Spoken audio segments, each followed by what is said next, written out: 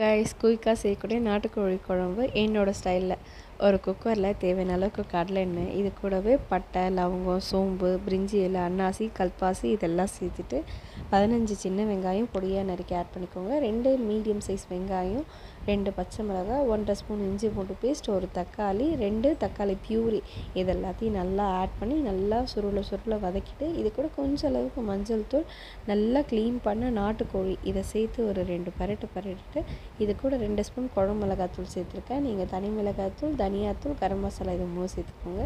1.5 spoon garam masala சேர்த்து நல்லா fry பண்ணிவிட்டு தேவையான அளவுக்கு தண்ணி விட்டு உப்பு போட்டு குக்கர் மூடி 3 விசில் விட்டு எடுத்திங்கன்னா சிக்கன் நல்லா பஞ்சு போல் வெந்திருக்கும். இது கூட தேங்காய், சோம்பு, கசகசா 3 அரைச்சி இது கூட சேர்த்து ஒரு 5 மினிட்ஸ் போல் நல்லா கொதிக்க விட்டீங்க. இது கூட பெப்பர், கொத்தமல்லி தூள் இறக்குனா நாட்டுக்கோழி குழம்பு செம்ம டேஸ்ட்டில் சூப்பராக இருக்கும்.